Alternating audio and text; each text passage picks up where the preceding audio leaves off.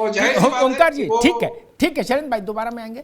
ओंकार जी, एक तो राहुल जी ने अपनी यात्रा में एक भारत जोड़ो यात्रा में एक बड़ा है समय का एक हिस्सा कर्नाटक में दिया था, स्वाभाविक है इसी चुनाव के लिए। आपके राष्ट्रीय अध्यक्ष भी वहीं से हैं, खड़गे साहब, तो एक वो रहता है, एक नैतिक प्रेशर रहता है। और दूसरा ये जेडीएस का फैक्टर, आपको लगता है कि ऐसी परिस्थिति में फिर वही पिछले वाले चुनाव का जो के बाद जो परिस्थितियां बनी थी वैसी कुछ सीन रिक्रिएट होगा कर्नाटक में? अमिताभ जी, अब तो हर चीज डब्बे में बंद हो गई है, मशीन में सबका भविष्य बंद हो गया। जी हाँ, खाली वो निकलना है। हम आप बैठ के आज कोई बात भी करें, एक तरह का हाइपोथेटिकल क्वेश्चन होगा, लेकिन हमें ये विश्वास है कि इस बार हम बहुमत की सरकार बनाएंगे, क्योंकि जहां जहां हम गए और जिस तरह से हमारा स्वागत जनता ने किया और जो हमको उत्साहवर्धन किया, हम उसे भूल नहीं पा रहे हैं। अब आगे क्या होगा, जैसे कहाँ पर किसका असर है, किसका नहीं असर है, ये मैं नहीं बता सकता हूँ। जैसा अभी हमारे मित्र कह रहे थे कि 5% या 4% का अंतर है, बहुत ज्यादा अंतर नहीं है। शायद उनको मालूम नहीं, छत्तीसगढ़ में कितने चुनाव हो 3-4% का अंतर है, लेकिन सीटों का फर्क बहुत ज्यादा होता है। तो इस तरह से हो सकता है कि अंतर जो आकलन किया गया है उतना ही हो, लेकिन पूर्ण बहुमत मिलेगा। जनता आपकी बहुत समझदार है, पूर्ण बहुमत देगी और इसलिए देगी। पिछली जिस तरह से तोड़फोड़ हुई थी और जिससे बात की गई थी, इसको रोकने का समय आ गया है, क्योंकि 5 साल के अंदर कर्नाटक की जनता ने बहुत कुछ झेला है। इसलिए जो भी वो फैसला करेगी बहुत समझ के और अपने कसौटी से करेगी, इसमें कोई दो राय नहीं है। और जहां तक रह गया उत्तर प्रदेश की नगर निगम का चुनाव, तो देखिए हर चुनाव की अपनी एक अलग महत्ता है। लोकसभा का चुनाव राष्ट्रीय स्तर पर लड़ा जाता है, विधानसभा का चुनाव जो है वो राज्य के स्तर पर लड़ा जाता है, तो नगर निगम नगर पालिका ये नगर निगम के काम करता है। इसमें कोई दो राय नहीं कि भारतीय जनता पार्टी पिछले कई साल से उस पर अपना वर्चस्व बनाए हुए है, लेकिन एक भी स्मार्ट सिटी नहीं दे पाई, कि स्मार्ट सिटी क्या कंफर्टेबल सिटी भी नहीं दे पाई। तो इन सब चीजों का जनता पर असर होता है कि इंक्रोचमेंट अपनी जगह पर है, ट्रैफिक समस्या अपनी जगह पर है, सारी चीजें जो है, जो पानी पीने का शुद्ध अपनी जगह पर है। एक भी शहर ऐसा नहीं है जहाँ बिना एक्वागार्ड के आप पानी किसी को पिला दें।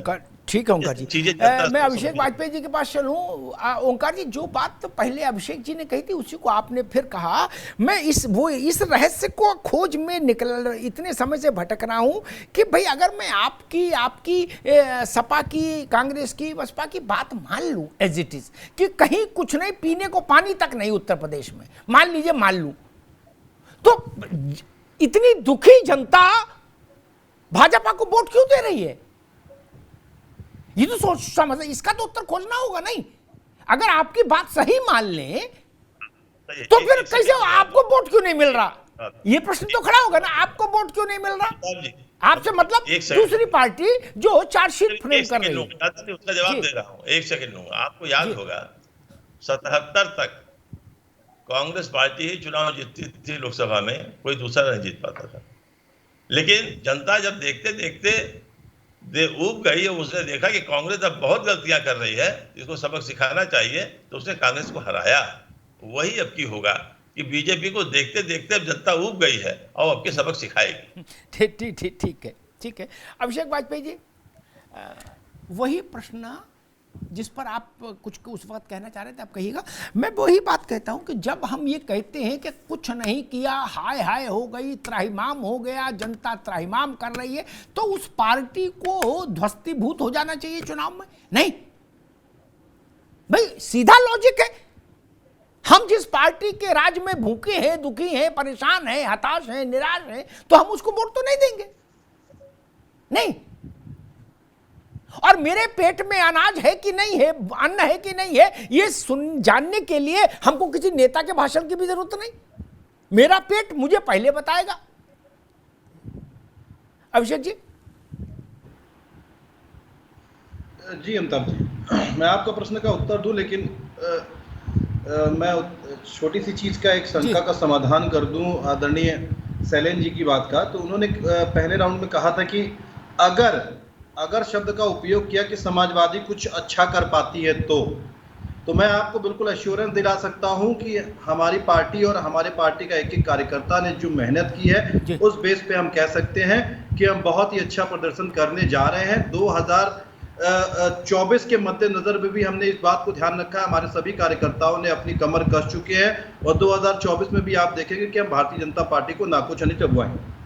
अब आ जाते हैं कि आपने एक बात कही थी अमिताभ जी की 25 करोड़ लोगों ने 25 करोड़ लोगों की जो जनता है जो उस पर आपने प्रश्न चिन्ह खड़ा हो जाता है। तो मैं आपको एक चीज बता दूं कि जब जनता वोट देती है तो जनता इसलिए आपको दोबारा टर्न पे आप लेकर के आए थे क्योंकि वो प्रधानमंत्री जी के ऊपर भरोसा करती थी। प्रधानमंत्री जी ने जितनी भी सभाएं की थी उन पर कुछ समय और मांगा था कि हमने काम किया है और समय चाहिए जिनको हम पूरी तरीके से अमली जामा पहना करके हम उसको क्रियान्वित कर सकें। उसके ऊपर जनता ने वोट दिया था, भरोसा करके दिया था। लेकिन भारतीय जनता पार्टी आज के समय में भी एक काम गिनाने को तैयार नहीं हो पाती है। और साथ में आपको याद दिला दूं कि बिजली विभाग के भविष्य निधि फंड का घोटाला जो हुआ उस पर भी भारतीय जनता पार्टी ने आज तक कोई जवाब नहीं दिया। उस पर भी कोई जवाब नहीं दिया। जो हम कोविड काल में जो हम डॉक्टरों को माँ के भगवान के बाद माँ को दर्जा देते हैं और डॉक्टरों को भगवान का दर्जा देते हैं, जो होम्योपैथिक छात्रवृत्ति घोटाला तक कर दिया उस पर भी कोई जवाब नहीं दिया। जनता वो भी देख रही है और साथ में जनता ये भी देख रही है कि जिस अयोध्या की गुणगान किया करते थे उसके मेयर के ऊपर कितने संगीन आरोप लगे जमीन हथियाने को लेकर के, कब्जाने को लेकर के। जनता उस पे भी आपसे बात, उस पे भी जवाब आपसे मांगी है और साथ में जनता ने आपसे ये भी जवाब मांगा है कि आपने जो काम किए उन कामों को गिनाइए, तो उन कामों को बताइए तो कि काम कहां पे किए हैं। आज जनता, क्योंकि मैं खुद इस चुनाव प्रचार में मैं खुद गया हुआ था और मैंने जमीन स्तर पे काम किया तो मैंने खुद इन चीजों पे बोला था। तो कई लोगों ने मुझे, भारतीय जनता पार्टी के समर्थित जो लोग थे उन्होंने मुझसे बोला तो मैंने अपने काम गिनाए। तो मैंने कहा आप कामों को गिना दीजिए। तो उन्होंने भी, जो मैंने पहले अपने वक्तव्य में कहा था कि ये प्रोजेक्ट लेकर के आए हैं, ये एयरपोर्ट बनवा रहे हैं, ये अस्पताल बनवा रहे हैं, लेकिन बड़ी जिम्मेदारी के साथ अमिताभ जी मैं इस बात को फिर कहता हूं कि CSC PSC सेंटर से लेकर के जो कोविड काल में जो हमारे जो बेड्स बढ़ाए गए थे उन बेडों का भी आज उपयोग भी नहीं किया गया। ठीक। मैं सारी बात मानने, प्रशांत जी आपका मैं सारी बात मानने को तैयार, अभिषेक बाबू, समाजवादी पार्टी की, आपकी, ठीक है ना। लेकिन इस बात पर अभी फैसला हो जाना चाहिए कि अगर कल भारतीय जनता पार्टी अपने सारे प्रतिस्पर्धी दलों के मुकाबले और आगे जाकर जीतती है स्थानीय निकाय के चुनावों को, तब फिर आपके ये तर्क कहां टिकेंगे?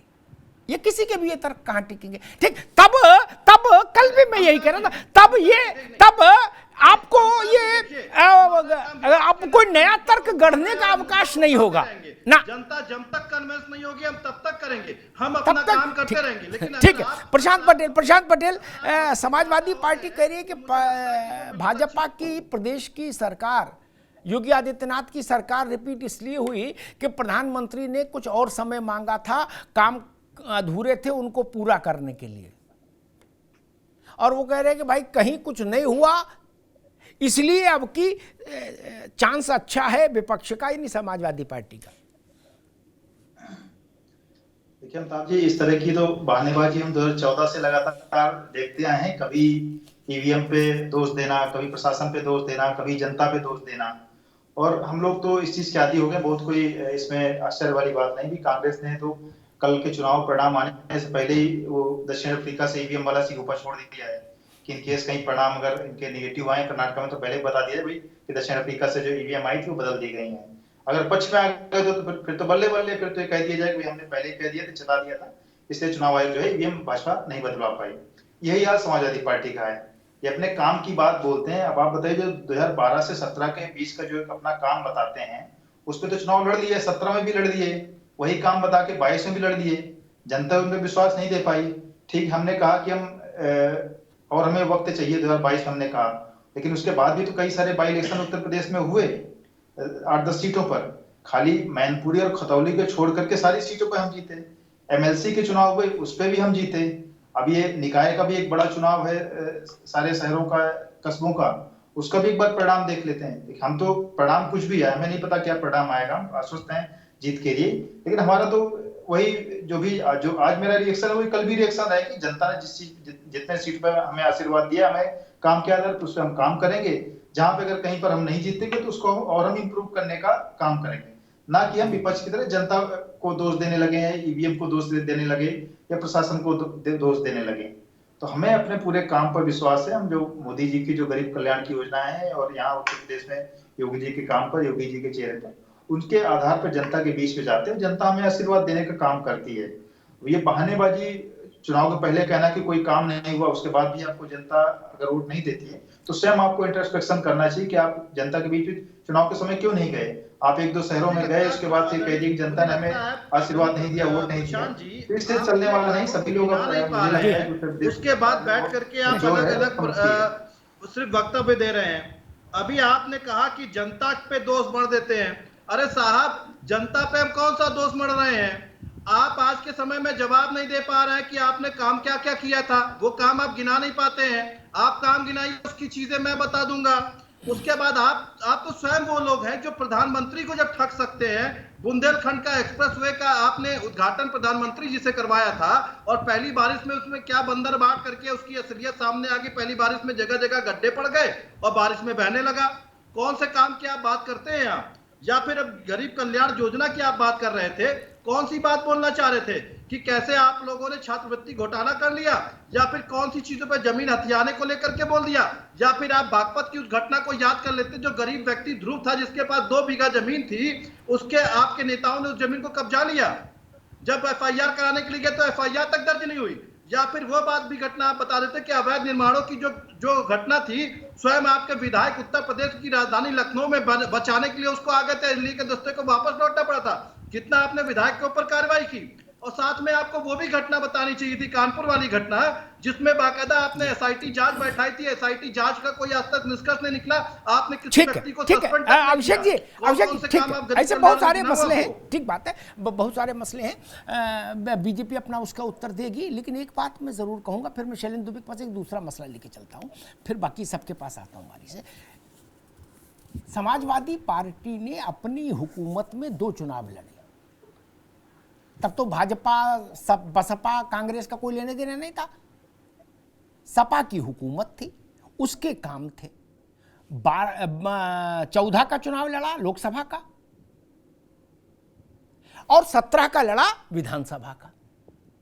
वहां तो भाजपा का लेने देना नहीं था, ना राहुल गांधी को लेना देना था, ना मायावती जी ने कोई हस्तक्षेप कर दिया था।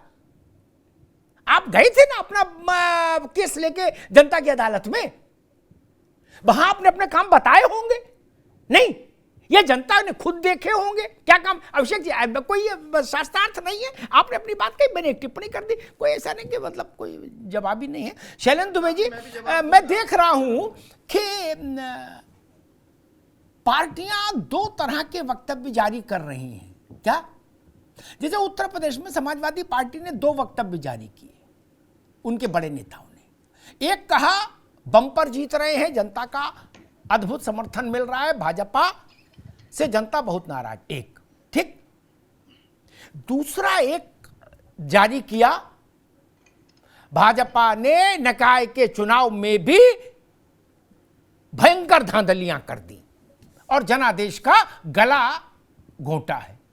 अब दोनों एक इस जेब में, एक इस जेब में, जो परिस्थिति बनेगी वो बता देंगे। ये कांग्रेस ने एक तो डीके शिव कुमार, सिद्धरमैया बोले हम सरकार बना रहे हैं, ओके। साथ में ये भी कह दिया यूथोपिया, अफ्रीका कहां की ईवीएम आई और कहां गई, क्या हुआ बाद में, उसका भी एक मामला कर दिया। इलेक्शन कमीशन ने उसका खंडन किया, लेकिन उन्होंने भी 2 वक्तव्य अलग दिशा के, एक दाएं में एक बाईं जेब में रख लिया। ये क्यों? एक ही वक्तव्य क्यों नहीं हो? या तो कहिए भाई गलत चुनाव हुआ, हम इससे बाहर, ठीक, या कहिए कि हां ठीक है। नहीं, दोनों बातें तो नहीं चल सकती ना एक साथ। जी अमिताभ जी, बिल्कुल आपने सही फरमाया जी। और ये प्रश्न इसलिए खड़ा होता है, इसको अगर मैं एक सेंटेंस में एनालिसिस करना चाहूं तो ये आता है अंडर क्राइसिस ऑफ क्रेडिबिलिटी के अंदर आता है। आप इससे अपनी क्रेडिबिलिटी पर प्रश्न चिन्ह खड़ा कर रहे हैं। आपको खुद पर इसका मतलब भरोसा नहीं है। जो आपने पूरा प्रायोजन चलाया, जो पूरा चुनाव तंत्र जो पूरा इतने महीनों से जो चला, जो कार्यक्रम लेके गए जनता के बीच में, इसका मतलब जो है आपको खुद के ऊपर भरोसा नहीं है। होना ये चाहिए कि जो दूसरी वाली जो बात की जा रही है वो न कहते हुए कि नहीं हम जो है बहुत ही हमने अच्छी फाइट की है और परिणामों का इंतजार करेंगे। अगर इनमें जरा भी कॉन्फिडेंस हो तो ये बात करें। और ठीक है, ये कहना कि नहीं हम जो सरकार बनाएंगे या ये तो परिणाम के बाद निर्धारित होता है।